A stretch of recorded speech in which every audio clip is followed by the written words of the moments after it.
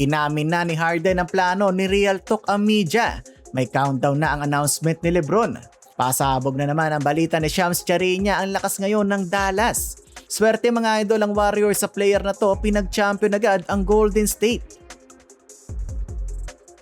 Mukhang malapit nang matapos ang isa sa pinakamalaking tanong ngayong NBA offseason. Saan nga ba talaga maglalaro si LeBron James? Habang halos buong NBA ang naghihintay ng desisyon niya, may malalaking balasan ang nangyayari sa ibang teams. Nag-trade ang OKC Thunder ng isa sa pinakamahalagang defensive players nila. Nakakuha naman ng Dallas ng isa pang former number 1 overall pick at may championship na agad na nakuha ang Warriors kahit Summer League pa lang. Pero syempre ang pinakamalaking tanong pa rin ngayon mga idol, ano ba talaga ang susunod na move ni LeBron? Ayon sa report na ibinahagi ng isang insider, posibleng gawin ni LeBron ang kanyang free agency decision sa loob ng susunod na 48 hours. At base rin sa report, 5 teams ang sinasabing finalist: Cleveland Cavaliers, Miami Heat, Philadelphia 76ers, Timberwolves at Golden State Warriors. At kung tama ang report na ito, mukhang papunta na talaga tayo sa pinaka-importanting bahagi ng offseason dahil hindi lang naman future ni LeBron ang nakasalalay sa desisyon na ito. May epekto rin ito sa ibang teams at free agents na naghihintay kung saan siya mapupunta. May mga teams na kailangan malaman muna kung may chance silang makuha si LeBron bago nila gamitin ang kanilang cap space sa ibang players. May iba rin namang free agents na posibleng naghihintay kung anong contender ang magiging available pagkatapos ng galaw niya. Kaya kapag nag-announce na si LeBron, posible rin magsunod-sunod na talaga yung ibang move sa free agency. Interesting pa dito mga idol, bawat isa sa 5 teams na nabanggit ay may kanya-kanyang dahilan kung bakit dapat sa kanila mag-land etong si King James. Nandiyan ang Cavaliers, ang team kung saan nagsimula nga ang NBA career ni LeBron at kung saan niya rin dinala ang franchise sa kanilang unang championship. Hindi na nga tinago ni Harden ang kanilang plano at sinabi na ang goal daw talaga nila ay yung big three nila ni LeBron, siya at ni Mitchell. Choke you and LeBron next season. That's the goal. That's the plan. I hope he come to Cleveland. Like, it's a perfect storybook finish. He's at home, you know. Nandiyan din ang Miami Heat kung saan nakaranas si LeBron ng malaking success nung unang bahagi ng 2010 era. Speaking of Miami, mukhang ikakatuwa nila ang history na to dahil nung huling nanalo ng World Cup ang Spain noong 2010, doon din lumipat ng Miami si LeBron. At ngayon nga lang sa kakatapos na World Cup, nagkampiyon muli ang Spain at saktong-sakto mga idol na free agent na naman si LBJ at nililigawan pa siya ng Miami Heat. Mauulit nga ba ang history sa pagkakataon na to? Kasama rin sa listahan ng 76ers at Timberwolves habang buhay pa rin naman mga idol ang possibility ng Golden State Warriors.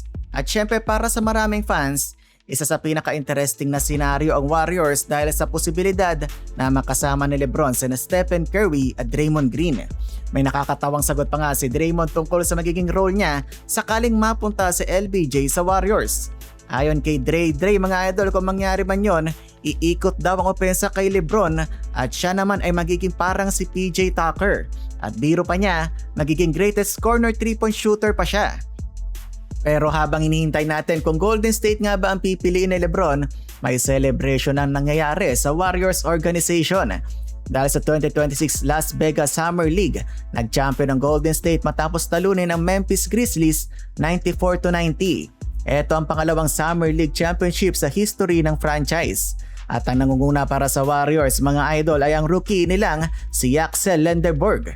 Nagtala siya ng 21 points, 10 rebounds, 2 assists at 2 steals sa loob lamang ng 23 minutes na playing time. Dahil sa performance na iyon, ang 11th overall pick ay tinanghal ding MVP ng 2026 NBA Summer League Championship game. Syempre Summer League pa lang ito mga idol at ibang level pa rin kapag nagsimula na ang regular season. Pero para sa isang rookie, magandang simula ito at magandang balita to para sa Dub Nation. Habang hinihintay ng G's kung may mangyayari pa ba ang malaking move sa free agency at habang kasama pa rin sila sa mga teams na iniugnay kay LeBron, at least may positive development na silang nakita mula sa kanilang young players. Mapunta naman tayo sa ibang team, ibang strategy naman ang ginawa ngayon ng OKC Thunder. Isa sa pinakamalaking trades na nangyari ay ang pag-alis ni Lu Dort sa OKC. Sa isang 3-team deal napunta si Lu Dort sa Atlanta Hawks. Kasama rin sa trade ang paglipat ng 2024 number 1 overall pick na si Zachary Risa Chase sa Dallas Mavericks naman. habang si Ryan Nembhard ay napunta naman sa Atlanta. Gulo-gulo na mga idol ang nangyari. Sa side ng Thunder, nakakuha sila ng 3 second round pick sa deal. Yun lang, malaking pagbabago ito para sa Thunder dahil si Lu Dort ang longest tenured player ng team bago ang trade. Isipin nyo, nagsimula siya bilang undrafted player noong 2019 at pumasok sa Thunder sa pamamagitan ng 2-way contract. Eventually, nakakuha siya ng multiple contract extensions at naging isa sa pinakakilalang defenders ng team. Sa 7 seasons niya sa OKC, nag-average siya ng 11.6 points at 3.8 rebounds per game. Nung nakaraang season naman, nagtala siya ng 8.3 points at 3.6 rebounds sa 69 games. At ang pinakamalaking achievement niya defensively, napabilang siya sa NBA All-Defensive First Team noong 2025. Kaya malaking bagay din talaga ang pagkawala ng isang Lu Dort. Pero based sa mga report, bahagi ito na mas malaking financial move ng OKC ngayong offseason. Sa mga trades nila Dort, Isaiah Joe at Aaron Wiggins sa kakuha ang Thunder ng kabuang 7 second round picks. Nakapagbawas pa ng humigit kumulang $200 million ngayong offseason. So mukhang malinaw na hindi lang simpleng pagbabago ng roster ang ginawa ng Thunder. May financial flexibility silang hinahabol habang patuloy din silang nagdadagdag ng future draft assets. Samantala sa Atlanta naman mga idol, interesting din ang magiging defensive potential ng team. Makakasama ni Dort sa wings sina Dyson Daniels at Nickeil Alexander-Walker. At ayon din sa report, maaring magkaroon ng Hawks ng mahigit $40 million na cap space sa susunod na summer. Isa sa pinaka-interesting na resulta ng 3-team trade na ito ay ang nangyari sa Dallas. Dahil sa pagkuha nila kay Zachary Risache, meron na sila ngayon 3 players mga idol sa roster na dating number 1 overall pick. Nandyan si Kyrie Irving ang number 1 pick noong 2011, si Risache ang number 1 pick noong 2024 at si Cooper Flagg ang number 1 pick noong 2025. Ibig sabihin na sa Dallas na ngayon ang number 1 pick mula sa magkasunod na 2024 at 2025 NBA draft. Hindi naman automatic na dahil marami kang former number 1 picks ay guaranteed contender ka na.